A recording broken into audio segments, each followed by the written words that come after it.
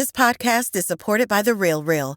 Meet Christine. She loves shopping. And this is the sound of fashion overload. Too many fabulous things, not enough space. So Christine started selling with The Real Real. I've always loved collecting designer pieces. Gucci bags, Prada heels. But my style keeps evolving. Selling with The Real Real? Game changer. I earn more, and they do everything. Seriously, just drop off your items or schedule a pickup. We handle the photos, descriptions, pricing, even shipping. You just sit back and watch your items sell fast to our 38 million members. And I get peace of mind knowing I earn more selling with The Real Real than anywhere else. Exactly. That's the sound of your closet working for you. The Real Real. Earn more, save time, sell fast. And right now, you can get an extra $100 site credit when you sell for the first time. Go to therealreal.com to get your extra $100. Therealreal.com. That's therealreal.com. You just realized your business needed to hire someone yesterday. How can you find amazing candidates fast? Easy. Just use Indeed. Stop struggling to get your job post seen on other job sites. With Indeed sponsored jobs, your post jumps to the top of the page for your relevant candidates, so you can reach the people you want faster. According to Indeed data, sponsored jobs posted directly on Indeed have 45% more applications than non-sponsored jobs. Don't wait any longer. Speed up your hiring right now with Indeed. And listeners of this show will get a $75 sponsored job credit to get your jobs more visibility at Indeed.com/kidsandfamily. Just go to Indeed.com/kidsandfamily right now and support our show by saying you heard about Indeed on this podcast. Terms and conditions apply. Hiring? Indeed is all you need.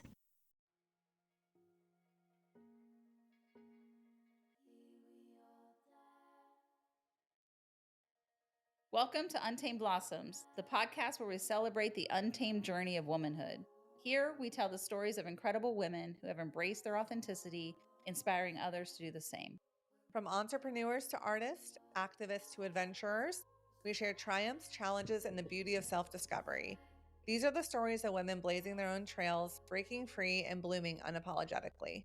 Join us to connect, be inspired, and celebrate the power of women's stories. Together, let's rewrite the rules and embrace our wildness.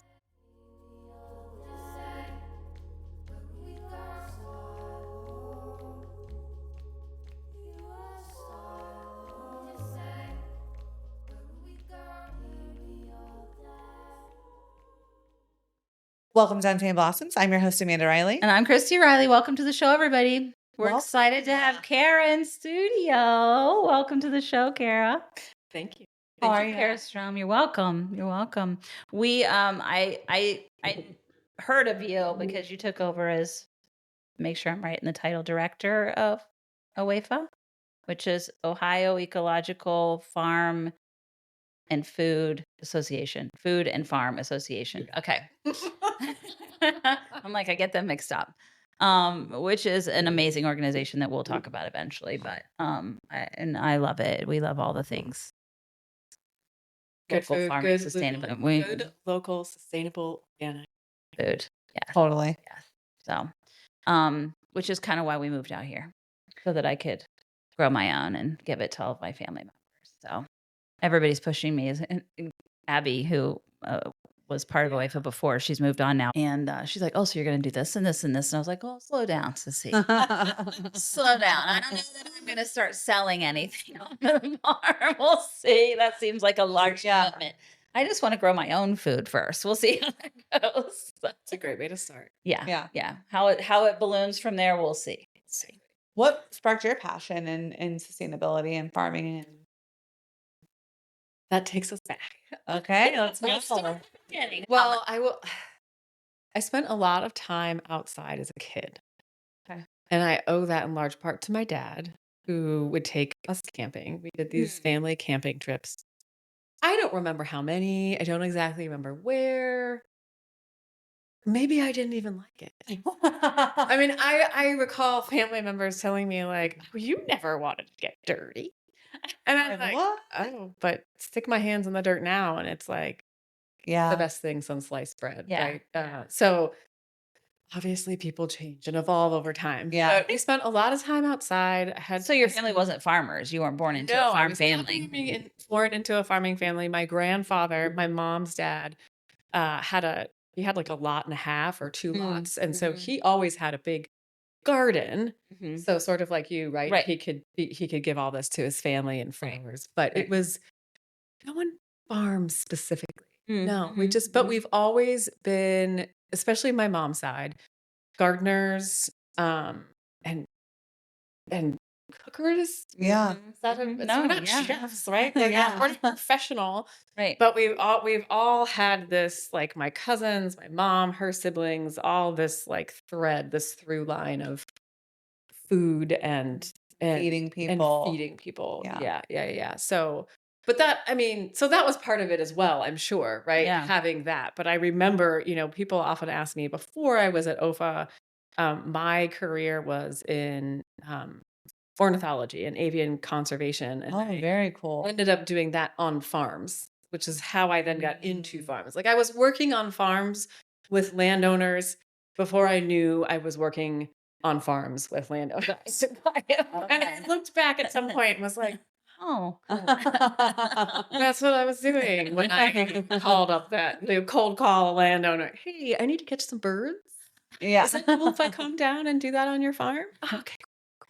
That's awesome. But yeah, and that was all, the getting into the environment was really related to being outside. And Yeah. even if we weren't camping, I was still outside a lot. Yeah. We had a really nice yard growing up, swing set. Just being outside has always been my place to be, even now.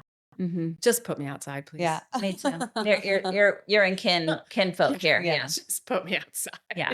Yeah. Did you like get a special degree to go into ornithology? Did I say that right? Yep, you said it right. Ornithology. I have a master's in biology from Kansas State, but my thesis was around birds and specifically shorebirds, but not shorebirds at the shore.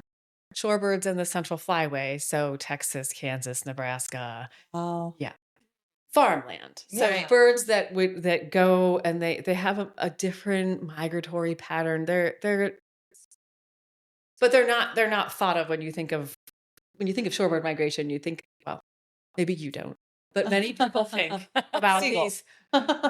Well, yes, no. That's But why I think of shorebirds.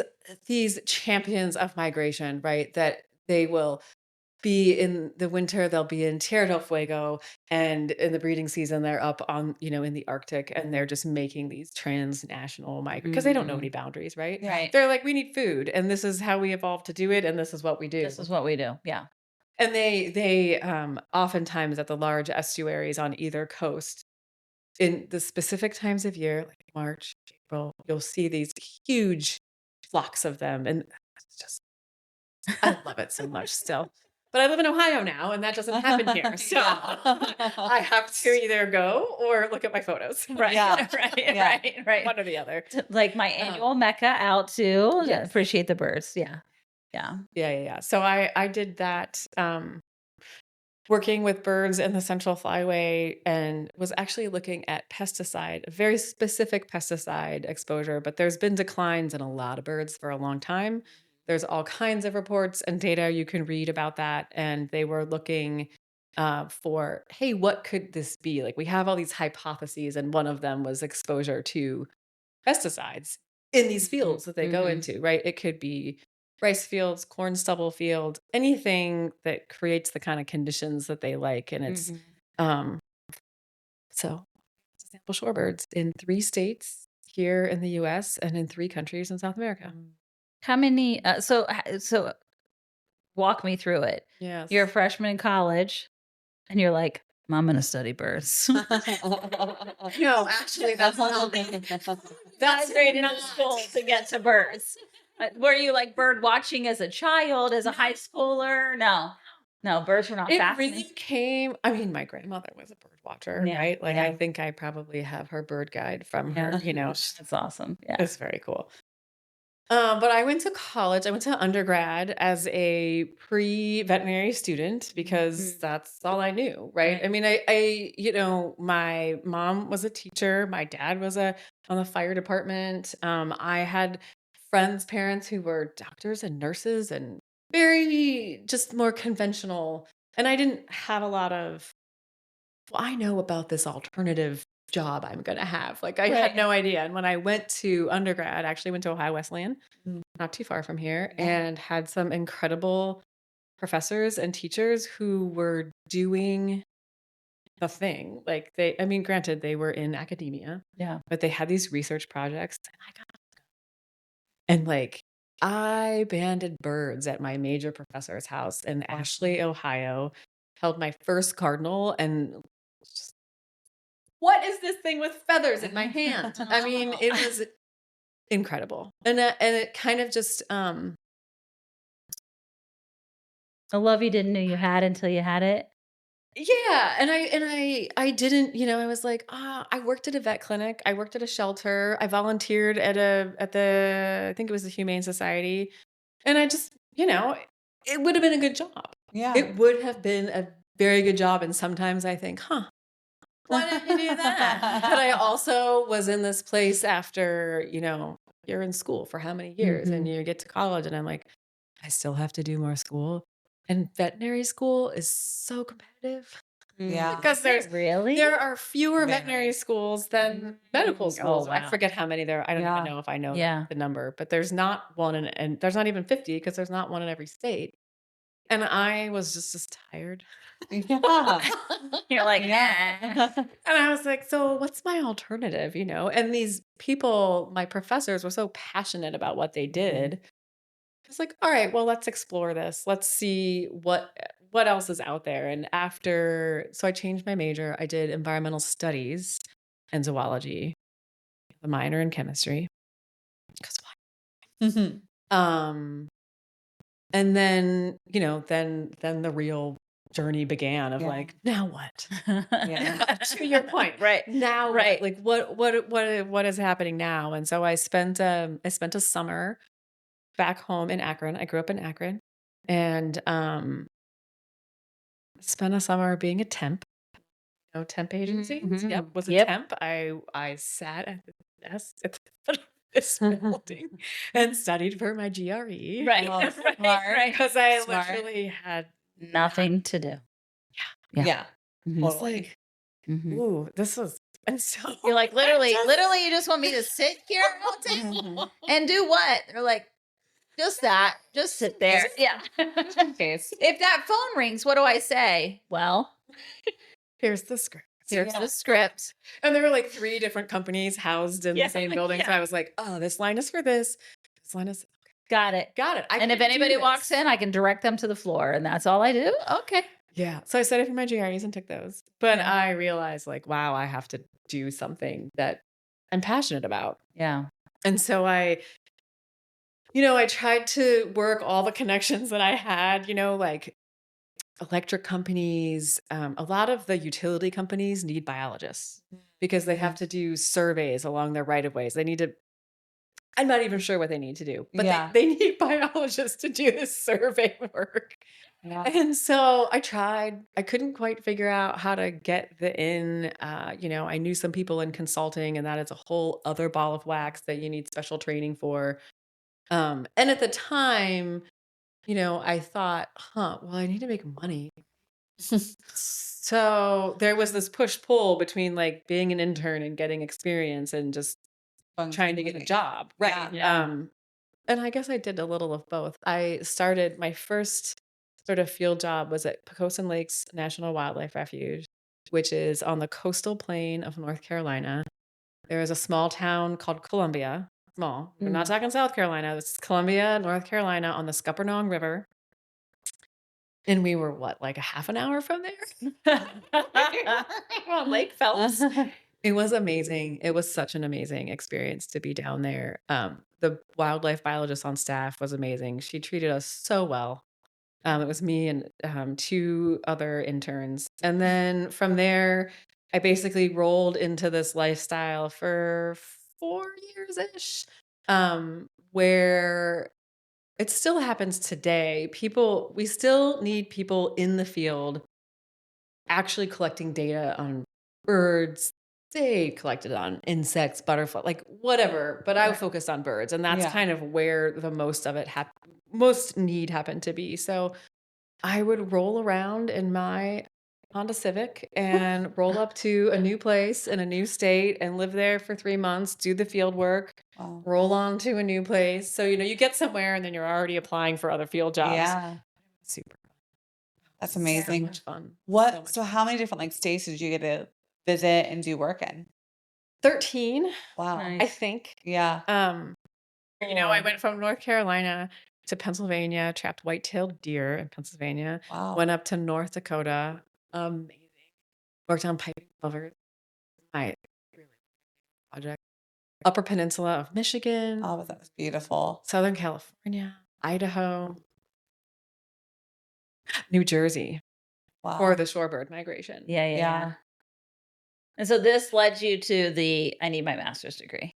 Is it? Yes. So this is Thank you for getting me back to track. still no job. Doing Right, field this work, was just loving like the field field- work, yeah, but loving not the really field work. and finding anything permanent. Yeah, like 6 months was the longest. And it's interesting because you look back, and hindsight is always like, oh, I could have rolled into this thing where I did here and then here, but I didn't really know that. It didn't sink in. I just had me to tell me these things. Yeah. because I was kind of paving my own way, right? Right. This was super fun, right? I mean, it was great. Yeah, so I ended up going to Kansas State University in Manhattan, Kansas for did the reverse migration from Southern California to not the middle of Kansas, but pretty close. Pretty close. And did my master's there, which was the project on migratory shorebirds, and ecotoxicology really was like the sort of area. This podcast is supported by The Real Real. Meet Christine. She loves shopping. And this is the sound of fashion overload. Too many fabulous things, not enough space. So Christine started selling with The Real Real. I've always loved collecting designer pieces, Gucci bags, Prada heels, but my style keeps evolving. Selling with The Real Real? Game changer. I earn more, and they do everything. Seriously, just drop off your items or schedule a pickup. We handle the photos, descriptions, pricing, even shipping. You just sit back and watch your items sell fast to our 38 million members. And I get peace of mind knowing I earn more selling with The Real Real than anywhere else. Exactly. That's the sound of your closet working for you. The Real Real. Earn more, save time, sell fast. And right now, you can get an extra $100 site credit when you sell for the first time. Go to therealreal.com to get your extra $100. Therealreal.com. That's therealreal.com. I guess. Right. Yeah, and went to grad school, and then that was a whole other journey in of itself, right? I was away in the field or at a lab more than I was actually on campus because I had 2 co-advisors who were in Illinois and Texas. And then, I had these field sites that were not spanning the whole Western hemisphere, but I had a lot of places to be and go. And it was super fantastic for that time of my life. Yeah. I got to see more countries in South America between that and meetings where I'd present on my work. Yeah. That's really great. I love that. Did you you're traveling, right? You're doing these things. What are you finding out about yourself during this process? What are you discovering about who you really are? I wonder if I learned it then or if I learned it later. Okay. That is a great question. Yeah. Because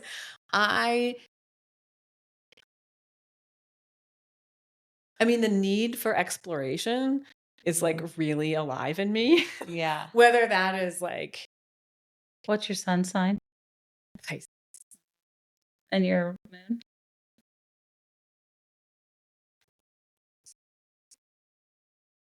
I'm full of water. That's all I have to say. I feel like I got water everywhere. And one of the signs, I think it's my rising sign, it's also on the cusp of Cancer, Scorpio, and Watch out. Here's the wave, folks. Okay. Yeah.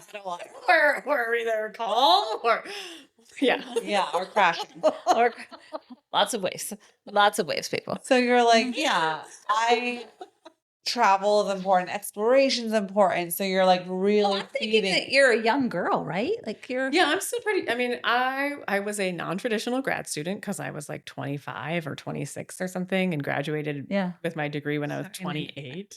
Yeah. I mean, I Right. was still pretty young, but I think for me, because it just opened up just things I never would have learned about. And I am if nothing else, a lifelong learner. And I think that as part of the exploration is just like, oh, what's this? Yeah. So whether that's an external, whether you see it externally or whether that's an internal deep dive, like exploration is just kind of the name of the game. Yeah, So, totally. so that was definitely the outward facing. But then when I actually landed in a place, right, and could be somewhere, then that like allowed the internal exploration to happen. So I think it's all Because you weren't traveling with anyone. You were going to all these places alone, didn't know anybody, just place to place every few months. As a young I'm girl. sure my parents were Thrilled. glad that's over. Like, Where is she today? I don't know. Dad will Nobody's tell heard from you her. of some of the phone calls he received. Because I'd be like, Dad, I need some help. No, I didn't ever get myself into like I for all the traveling I did, I was extremely lucky because I mean, when I was in the field with people, we were generally in the field together, but the Right. to and from, Right. Yeah, that was me Yeah. in my car.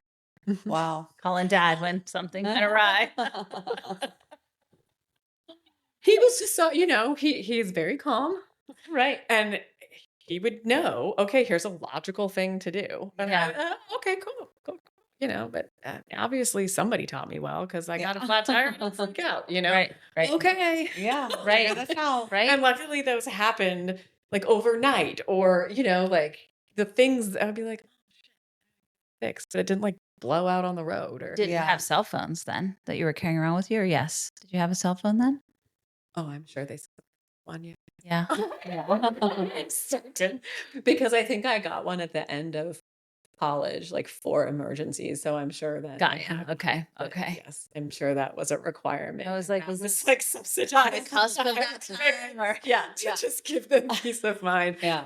I feel really, really lucky. Yeah. So when you were done traveling, when you came back, where did you land? Like, what was your first like gig that was like, this is permanent ish? I feel like I already know you. I'm like, I think could be permanent. But Well, I wanted after grad school, I did a couple more temporary gigs. Yeah. I'm going to call them a gig because that's what I found. And I Classic. was like, I'm going to go here and do that. And sure, I'll take this temporary job. Well, that didn't work out. So back on my own again. So I ended up working in the South San Francisco Bay for USGS, United States Geological Survey. They did research. Not sure how much is still funded these days. But I did I never intended to stay, right? Yeah. I was going to do this job. And then I was like, well, I need another job. So I was applying to full-time.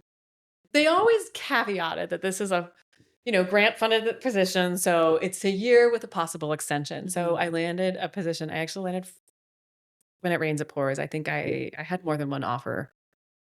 And I was like, wow, okay. I mean, look at me. yeah. And I did. me. The only thing that I knew how to do was like, okay, the benefits are good. I stay here. So I worked. It is now called Point Blue Conservation Science. I started there when it was the Point Reyes Bird Observatory. And I was doing what I did best, working on shorebirds on agricultural fields in the Central Valley of California. Yeah. Like, I have won the lottery. This is my dream job. It was pretty much like, okay.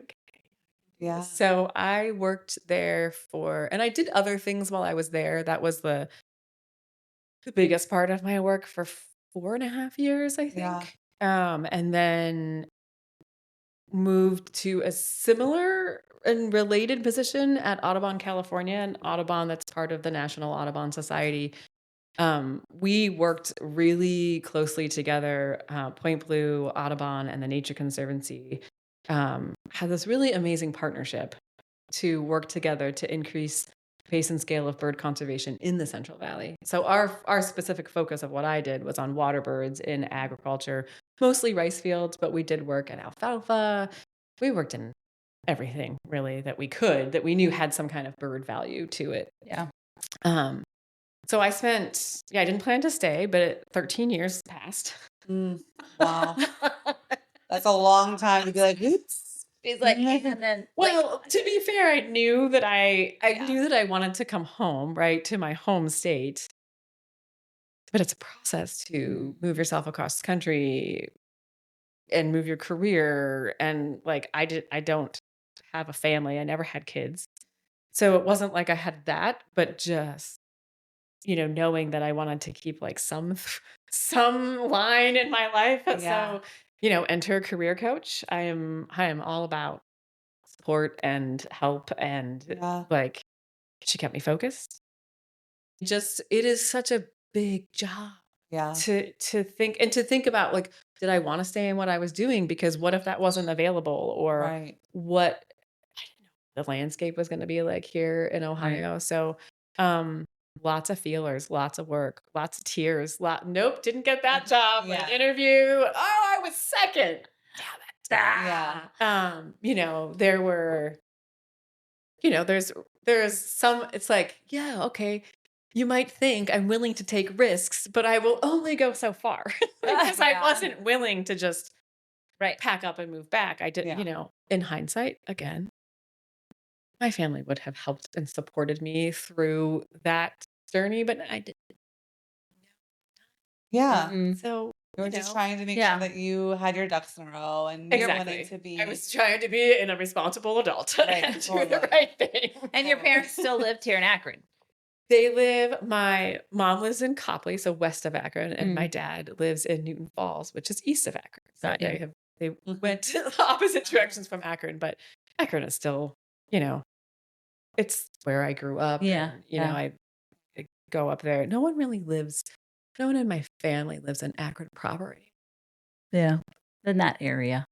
Yeah. People are still there. So I'm interested in your thoughts. So, talking about research and all of these things that you're doing, we're definitely in a scary time right now where a lot of things are being defunded. And I don't think people truly understand the importance of research on our environment and the animals, and how that impacts food, and how it's a chain reaction. Yep. And I do not think we get a lot of, especially women, talking about the impacts of research. I think people think, well, it's just extra money. Who cares about research? Who cares about those birds? Why does she genuinely- have shoreline birds? Who cares about that shit? And I do think that the lack of education about understanding the importance of this is why we're almost here, right? Because it's I literally had the same question I was getting ready to ask. Like, please talk about why research birds, why research anything, right? And we're such a reactionary group of group, right? Humans are just like, fuck it until we kill people. Too late. And the whole environment. And then we're like, oh wait, maybe we shouldn't have done that. And even still, then we don't believe people. Well, even for ourselves, right? Yeah. I think that I was just sitting on the porch with my boyfriend, and like, isn't it interesting? Like, here's this 2-lane road outside your house, and everything feeds together just like inside of us, right? We have major arteries, we have veins, we have aorta, and we have these tiny little capillaries. And I was just likening that to roads in Ohio, right? You have like these big 5-lane highways, and then you have these country roads that you're like, I don't know if we can pass each other here. No, we definitely can't. You got to back up. We got to wait till somebody gets into a driveway situation. Yeah. But I think that we, somewhere along the line, I don't know where it broke down, right? I think that probably I'm just going to throw out the Industrial Revolution. I don't know that that's the date. Yeah. I think we lived in a more holistic way. I think we were thinking about,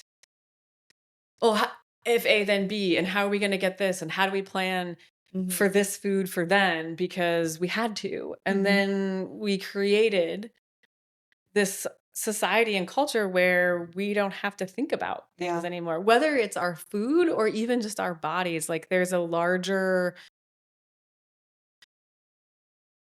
it's a lot. It's like a huge disconnect. There's a disconnect Yeah. because everything is now compartmentalized. And, you think about medicine too, right? Like we treat a symptom we don't treat the cause, Right. So I'm thinking the same way about our environment. Like, Yeah. let's put a Band-Aid on this thing over Yes. here. But what we're not understanding as a larger culture is everything is connected, just like in Yes. your body. So like Yes. functional medicine is this very much into functional medicine. And Yeah. as someone with a thyroid autoimmune issue, I'm like, why? Right. What triggered it? Why triggered is this happening? Yeah. Exactly. And Yeah. can I do something instead of just popping a pill Yeah. every morning to control my Yeah. whatever it is? Right. Right. Yeah. Right. It's the root cause. And here's the thing. I'm going to go down this medical analogy for a okay. minute because We seem to have a theme here. because that's also though out of reach for so many people. Because guess what? Insurance doesn't cover functional medicine. If you actually want to know, like the way that we're structured in here, I will just talk about this country. It's to do that. It's to treat the symptoms, but not the whole thing. And it's the same way in our environment, in our food Yeah. systems, right?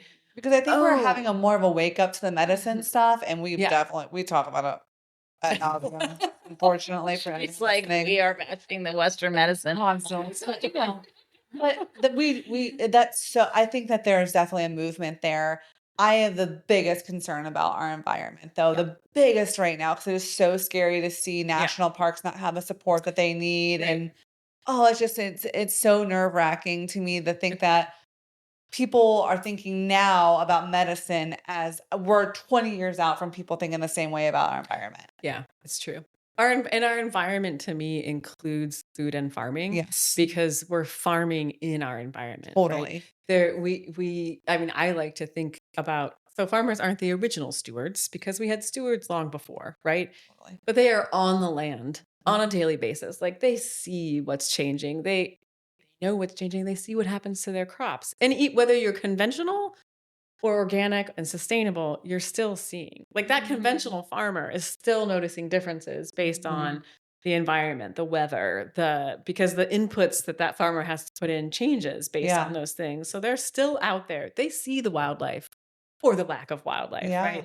Any farmer, anyone who's out there on a daily basis. And I think, I think I said, I don't know if we were on air yet or not, but I'm like, yeah, put my hands in the ground and I feel a connection to being outside and to nature, whether that is planting a garden or flowers or walking in a park. But I think we've gotten so disconnected from that largely, right? You just realized your business needed to hire someone yesterday. How can you find amazing candidates fast? Easy. Just use Indeed. Stop struggling to get your job post seen on other job sites. With Indeed sponsored jobs, your post jumps to the top of the page for your relevant candidates, so you can reach the people you want faster. According to Indeed data, sponsored jobs posted directly on Indeed have 45% more applications than non-sponsored jobs. Don't wait any longer. Speed up your hiring right now with Indeed. And listeners of this show will get a $75 sponsored job credit to get your jobs more visibility at Indeed.com/kidsandfamily. Just go to Indeed.com/kidsandfamily right now and support our show by saying you heard about Indeed on this podcast. Terms and conditions apply. Hiring? Indeed is all you need. Society, I'm glad that the national parks are overrun because people, they're like, oh, you gotta see these beautiful places. But it's also so important to know that you have nature in your backyard and down the street. And it doesn't have to be, for a lot of people, it's not a national park. It is the park down the street because they don't have access to go to a national park. Right. Or maybe it is their backyard garden if they can do that. But there's so many people, whether we're living in an urban area or we're just inside on a television or a phone or these things. And it's like, go outside. Because then you're not, it's the art of noticing. And It when is. you Yes. aren't outside, you're not able to notice all these huge problems that are happening because you're so, why would you? Why would Yeah. you can Amazon something or, get We your just had this groceries conversation. delivered or, Yes. you can do all You these can. convenient You don't things have and to you do never have this. to leave your Yeah. house. And then, like, Mhm. don't even get me started yet. Oh, I'm already panicking about yards and grass and on a pollinator. There's just so many things, and the Yeah. trickle of all of that The trickle. is Yeah. so important, and people just don't think about it. No. And it's finding that, like, how do we connect it to people? Like, why should someone care? Like you were saying, oh, why does someone care about the shorebirds? Well, it's funny because my graduate student comrades would ask, well, we're doing cancer research. Why do we care about the shorebirds? Yeah, Like, because it's all connected. yeah, I mean, maybe I can't give you like the best answer off the Right. top of my head, but because it is all connected yeah, and that decrease in population here means something is happening along the way. absolutely. The And whether or casting. not you feel the impact of that, or that, whether it's, it could be an environmental thing that then maybe it does have some sort of economic impact. Mhm. We don't necessarily have all of that mapped out. Yeah, But it's certainly having impacts, whether we have them documented or not, right, absolutely. Um, So, what made you kind of pivot then away from doing your bird research and yeah. all of that to saying like, wow, I'm gonna dig in and see what's happening here on these farms? So I had the farming background as part of my bird work. And when I was looking for jobs and positions back here in Ohio, what I landed and what was happening here in Ohio was mainly related to farming and the environment. So there's some really great groups doing work with farmers and, trying to enhance the environment, right? Implementing practices that will filter water, so the water that runs off is cleaner when it goes into the waterway, right? So then it's cleaner when it dumps into the Western Lake Erie Basin and we're not having these harmful algal blooms. That's like a really big example that I think a lot of people can understand. So I landed a position leading a small land trust at Kenyon College and started there. And that was it was a pivot for me, right? Because I was easements. Okay. Yeah, How, yeah, how do we, and for me it was a lot about what are the environmental, there's some jargon, right? Like environmental services or ecological services. Like what is the benefit of preserving this land yeah, other than it won't be developed, Mhm. but it's also providing so many ecological services in terms of it provides habitat, right? It's not creating, if you pave it over and create a shopping mall, Right. not only do you have, right, the heat index, you have the habitat goes away, you have a lot more runoff. There's so many things we could talk about. That's, and then, yeah, from there, that's kind of just stayed with farming in that way. Like I didn't find the exact match to what I was doing here, but I had the skills and the background to be successful still working with farmers, because you're talking to people, right? And Yeah. Right. and you're Right. just creating relationships with people. You and- literally are combining all of your jobs yeah. into Yeah. one with this one. Like it all Yeah. culminated into this one thing, totally. which I think Yeah. is really interesting Yeah. that that's how it Yeah. worked out, Yeah, that, exactly. and I think that's an interesting point. Amanda and I never set out to badmouth anybody or any group. Yeah. I just think it's about awareness, right? And I think Yeah. that humans in general just don't tend to really do our due diligence to understand the downstream effects of whatever it is that we're doing, whatever product we're creating, Yes. whatever development we're doing. And it is all impactful. And a simple thing like when we bought this place, our septic tank is a bubble septic tank. And if they don't let you have them anymore, because if you don't maintain them, you literally will end up dumping raw sewage into our fields and streams back here. And then, which is what was happening when we went into contract and we had to have it. They had to fix it Okay, before we good. bought Okay. it. Yeah. And I was like, who approved these? Yeah. Right. And then the health department didn't have enough people to Yes. come out and look at them and inspect them to make sure that what they were doing. And so then it became, we didn't have the funding for it. And right. And so Mhm. what seemed like a good idea in the beginning Yeah. ends up being an ecological nightmare Yes. for potentially all of your neighbors, by the way. Yeah. You're dumping raw sewage maybe at a bunch of people, right? Yeah. And then what's that doing to the wildlife? What's that doing downstream, right? Like, I mean, the grass, I'm sure, is loving it out there, but other than that, Yeah. right? Not much Yeah. more. Yeah. And so it was just an interesting, and then we seem to be reactive instead of proactive. I Yes. think that's the best thing We're to very- describe it, yeah. Yeah. is that we're just really reactive. Like, 3M is that the sticky company, Yeah. right? Yeah. That was a nightmare that they were doing to the environment. Yeah. Nobody, but they had approval to do everything they were doing. And then suddenly it was like, oh, everybody's dying around you. Huh. Yeah. Maybe we should look into why that's happening. Right. And so it comes after lawsuits and tobacco's good for you. If you smoke it, you'll lose weight. You should do that while you're pregnant. Right. Later, that's what doctors used to tell women. No kidding. Like, this is my point, right? Yeah. It's all consumer based. Like, we're just driving consumerism, and we're not really thinking about what the downstream effect of all of those things are, all of the things. And It's always bigger, more, way more than you think.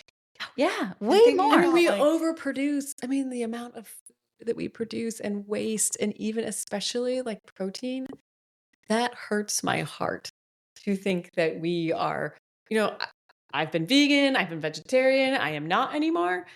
But to think about producing cows and pigs and chickens, and that just goes to waste. Yeah.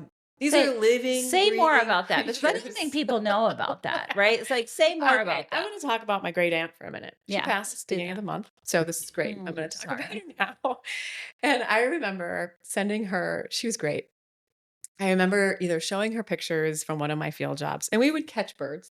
So small songbirds, you catch them in mist nets, put bands on them, you get long-term data. That's usually the overall goal. Some folks are doing it for short-term, like these shorter graduate projects. But you catch them and yeah, they kind of freak out because they're stuck, Yeah. And so she made this comment to me about it, something about that, like, oh, isn't that like really stressful for them? And I was like, yeah. And I didn't say it at the time, but in my mind, I was like, do you eat chicken? Because how do you think the chickens feel when they're crammed into these cages? They can't get up. They're either fryer hens, destined to be the next thing you bake in the oven, or the Costco bakes in their oven, or they're egg-laying hens. Their life is just to produce something for us, and it's not fun, right? Yeah. And the same for like the cows, Dairy right? cows. Any of Yeah, it. So the way in which food is produced, like, it doesn't just come. I mean, and my mom was a teacher, and I don't know if it was her or someone else who, asked a student, well, where do you get your milk? Where does the milk come from? Not where you get it. Where does it come from? Well, it comes from the grocery store. Well, no. Actually, it comes from the cow on the farm, and there's this whole process of how it gets then to your grocery store.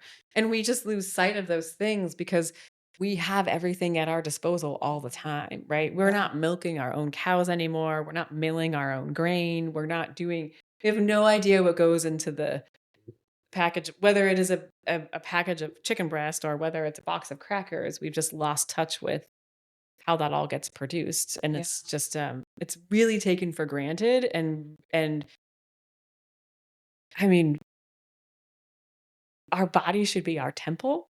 And like what we put into it should be like the best, right? Like, we are all queens, kings, princes, princesses. Like, take care of this vessel because it's the one you got, right? And what's even more maddening is now, because we're so consumer driven, the cheapest things are the most processed. And then you have a bunch of people who literally cannot afford to treat their body the way it deserves. Exactly. And that's what I mentioned when I was talking about functional medicine, right? Yeah. It's like these things are out of reach for a lot of people. Totally. And then they get a bad rap. Totally. Oh, they're not doing enough. And I'm like, Yeah. we haven't really created a system Totally. to help them. We Absolutely. haven't. And even like education, like you mentioned, of where things actually come from. You have a generation of people who have never not had a cell phone, who have never not had access to more information than anyone ever needs. You know, like, and there's a double-edged sword there. We talk about this a lot too. You can learn. People are making sourdough bread and they're doing all these things and they're learning how to have chickens and stuff by watching people on TikTok across the country have chickens. And then you have these people doing amazing, beautiful things because they're able to get that access. So I do think we're shifting back around a little bit to that information being helpful, and getting people interested in that lifestyle because it seems so unique, so weird. Like this person, like they have their own chicken. Like I want to do that. So great, let the mystery continue. You know, because it's allowing people to be interested in making their own food again. Yes. So that is a benefit, right? That we can learn from those things. Yeah. Once again, COVID was the stopgap and all that, right? COVID was the pause that made everybody stop and go, what in the fuck are we doing? Right? What am I doing in my job? What am I doing in my career? What's this food? Why are we inside? What, like, it gave everybody a pause to really evaluate. There was a huge exodus out of the cities into the, into the suburb and out into the country. To go from being in the city to homesteading is quite the leap. I don't know how many people have survived that, but that's a question. Or relationships for that. Yeah, that would be a huge jump. But I understand it, and in some ways, that's what we did. We lived in suburbia New Albany, and I was like, I need some space. And then you get out here, and it's a lot of work, and it's way more than we were anticipating. And we still own businesses, and have a bunch of kids and grandkids, and it's a thing. But it's also worth it. It's also worth it. It's worth the work. It's worth the work. And I'm grateful. And if anything, and if our government ever, implodes, I have a space that I can have chickens. I'm choosing not to now because my neighbor down the way has chickens and I can just go get her eggs, which is great, And so it becomes and immediately what I love about being out here is that immediately my neighbors brought me chickens the other day. So no, we had extra and I gave her my extra cucumbers. Nice. And, and so there's it builds that community. There's this weird communal thing that immediately happens out in the more rural areas versus you could live in the suburbs next to somebody for 10 years and barely speak to them. And it's an interesting phenomenon that happens that is not taking place out here that I was like, oh, this is so much nicer. I remember going to my neighbors to ask them if they had a cup of sugar. Yep. Or 2 eggs. Or an eggs. We don't have this. Yeah. And people would never think about that anymore, No. You would just be like, no, because you just go to the grocery. You don't ask your neighbor. You just go to the grocery store. Yeah.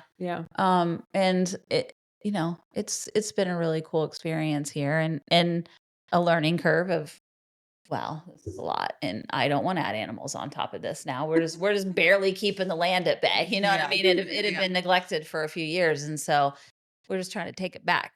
Like we got to take it back. But it's an interesting phenomenon that we're going through currently. And that's how we got, I've always been interested in organic farming and understanding the connection between what we're putting on our food and consuming means disease or the lack thereof, right? And we should have access to more. We throw away more organic food because it goes to waste or people don't buy it in our grocery stores. And it's such a shame, when you have people that can't afford it that could have benefited from that. Yes. And I don't know how to fix that process other than it just being local. So if there are any listeners that have ideas, but I would like to be a part of that conversation, right? Yeah. How do we switch from we talk about end stage consumerism a lot on this podcast, mostly her and I. Our guests are like, whatever you say. But we're in late stage consumerism right now, capitalism, and it's killing us all. And they're like, it's killing Mother Earth. And they're like, okay, moving on. I'm right there with you. I would like to be a part of the conversation of what then what? Okay, if we are at late stage consumerism, then what? Like Yeah. it has to be a huge shift. And I still believe in the 90-10 rule. If 10% of the population can shift the other 90%, I want to be part of the 10%. Yes. Let's be a part of the conversation Yes. that's changing how we're doing things. Well, and I feel like you're probably doing a lot of that with OEFFA, right? Like Right. that's you're going out there and having these conversations. So can you talk a little bit about the organization and what Sure. you do and why Yeah. it's so important? Yes. And before I forget, I do. So the community is one of the values that not only the staff, but the members of OEFFA like hold dearest. So when we have surveyed, prior to me being on board, surveyed the membership community, when we surveyed the membership for like, what are the values, community has been the biggest one. And recently, as part of my work with staff, okay, what are our staff like? How do we want this organization to be internally? And community is the biggest one. And so there's a thread there, right, between the, creating and being stewards and growing your own food and community. So that's really cool. Yeah. Yeah. Before I forgot Absolutely. about it. I agree. Yeah. Totally agree. Well, it's only been a year and 4 months. OEFFA was founded in 1979, and it was founded by people who wanted to do things differently. Like before there was a USDA organic, there were various different certifying organizations, and people in Ohio came together to form OEFFA to then have this uniform standard for this area and this state, right? And the National Organic Program, I will misspeak if I give you a year, but it's like 25 years old. It's not that old. So there has been interest in organic and that movement since long before. But because now we have these national standards, OEFFA can certify someone in California and someone in California can certify someone in Ohio because it's all the same standards. There are other non-federal standards, and we have relationships with some of them, but in large part, the USDA organic is what we and other organizations follow. And that's only like half of what OEFFA does. So we're like 2 legal entities. We have a 501c5, which is an agricultural nonprofit. And then we have, which does our certification, which is when you see that USDA organic seal, that's the work that they do with various other entities across the country. And then we have They come out to places and inspect and make sure people are up to par. So the farmers that want to be certified organic have to submit an organic systems plan every year. Every single year. Wow. And they have to be inspected every single year. So we do some of the inspections, and then we work with contractors to do some of these, because we certify in a 12-state region. So, Missouri is kind of a long way for folks to go. So if we have someone that's local and is trained and can do the work, we will contract with them to do it. And then the other side of the organization is a 501c3. So your more traditional charitable education nonprofit. And that side of the organization is really been focused on providing resources and tools to those farmers that are being certified, right? Yeah. As a certification entity, there's a very fine line between giving like how to fill out this form versus what you can try on your farm or how to try something on your farm. So we're really unique in that we have staff on the 501c3 side who can provide that consultation to the organic farmers on like, well, I can actually have a conversation with you about what you can try, because there really are a lot of pioneers in the local and organic sustainable farming and food movement, right? It is not the conventional. So you need to have that support in that community in order to make those things happen, because you're not following the status quo. Right. Totally. And then on top of that, you help farmers who want to convert from conventional farming, transition to organic or to sustainable farming methods, which is for those of you who don't understand that, they basically end up in debt to the big companies that provide seed. is how I understand it, right? Is that they get in bed, and then you have to, in order, if you buy seed from them, you have to also fertilize and do all the things so that you're successful, so that you don't lose money, so that you can pay back the loan. And then this weird, vicious loop of finances that you have to be involved in. And to get out of that is what I understand fairly difficult. It depends on scale too. Okay. So I think it's relative to scale, but yes, I mean, there are a lot of things at work that even I don't know about or understand for sure. I would love, is there anything that you haven't touched on so far? You're like, this is really important for people to know. And maybe it's part of your journey or what you do in your career, or just anything that you're like, this is really crucial. Our mission is that sustainable and organic farmers thrive, local food nourishes our community, and environmental practices enhance our environment. So that really, for me, right, like farming practices enhance our environment, and then we have organic and sustainable farmers thriving, but also that food gets into our community.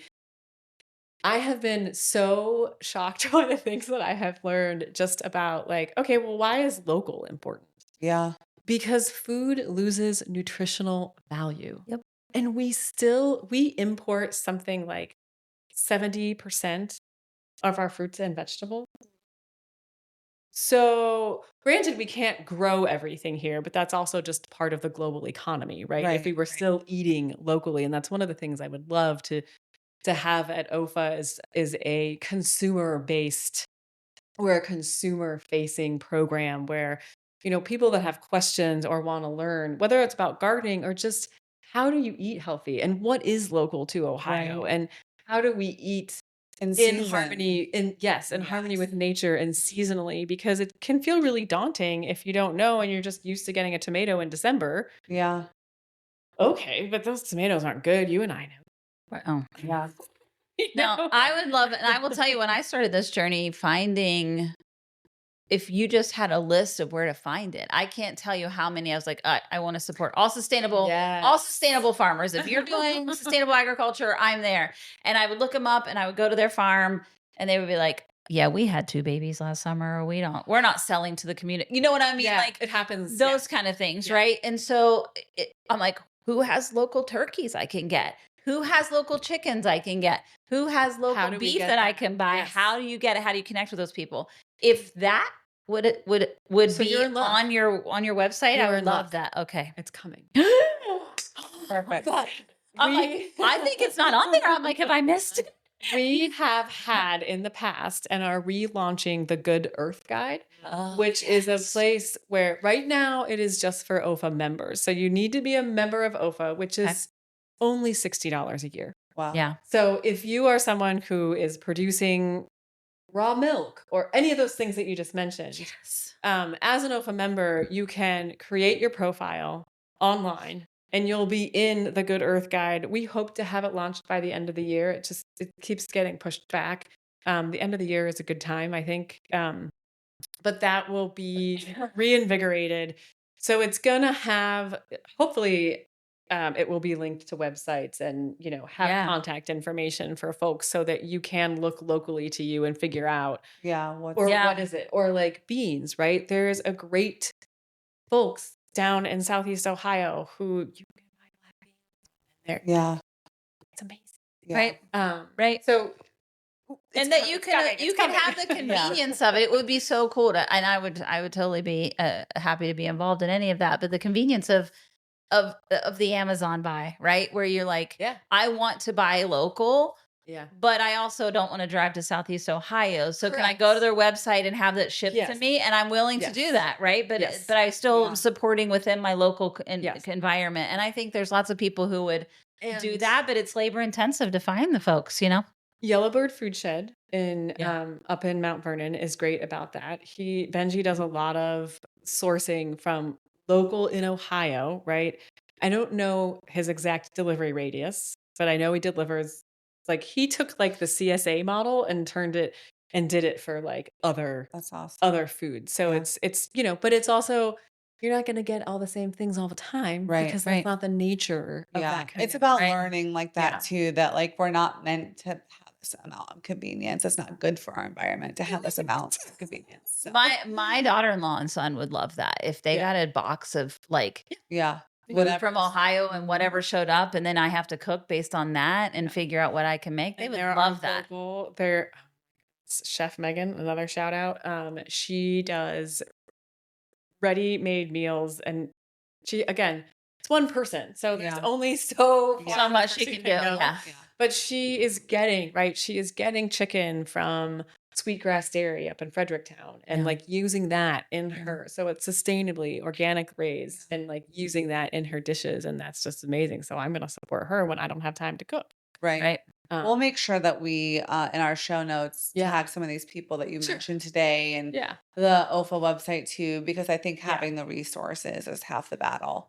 It is. And it's just like the Good Earth Guide is going to be on our website. If there are any app developers out there that have some free time on their hand and they want to help us make an app, they can get in touch, because I love this. How awesome would that be? To be like local food in Ohio. Here's where you can go, look at it, figure it out. It's on your phone, and that's what everyone wants to use anyways. Right. It's their phone. 100%. Exactly. 100%. Still shop local Ohio, organic, boom. Yeah. For sure. Well, we would love to know a few women in your life that have supported you, guided you, and molded you into the human you are today. I have an incredible leadership coach right now who has been with me since she was a referral from my career coach. And so I've worked with her now for around 3 years. And it's just, you need that when you have a job that is pulling you in so many different directions, because it's like, there's programmatic work, but like my job is so much, it's the whole thing, right? And it's all the people too, and trying to create a fair and equitable, right? And sustainable and all those things, right? That we stand for, like internally in the organization. Totally. Right. And like, that just means change. A whole lot of it. I think. What's your business coach's name? Give her a shout out. Paige Robinette. Paige Robinette. We'll find her and we'll tag her. Yeah. She's as well. fantastic. Well, thank you for sharing so much with us. I think this is such an important topic. We would love to have you back if you want to talk about anything more in depth, because I think this is a really, really crucial thing that we continue to talk about in the pod. So we love it. If you are interested in anything about OEFFA or shopping local or organic, or just learning more about Ohio, what we have to offer and what all those guidelines and stipulations are, please make sure you see the show notes for links from today's episode. We are on YouTube, Spotify, Apple Podcast, and iHeart. And if this resonated with you, or you live outside of Ohio, please look up your local area group that's doing the same things and support them, and try to be about a community as much as possible. Thank you, guys. I love you. Thanks, Khara. Thank you. Love you. Love you guys.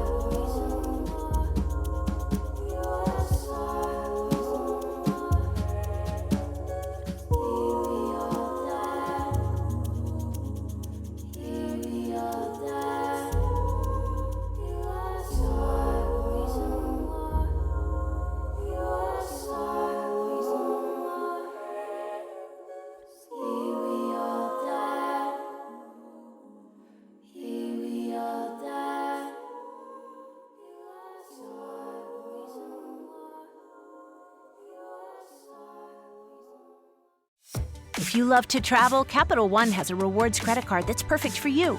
With the Capital One Venture X card, you earn unlimited double miles on everything you buy. Plus, you get premium benefits at a collection of luxury hotels when you book on Capital One Travel. And with Venture X, you get access to over 1,000 airport lounges worldwide. Open up a world of travel possibilities with the Capital One Venture X card. What's in your wallet? Terms apply. Lounge access is subject to change. See CapitalOne.com for details.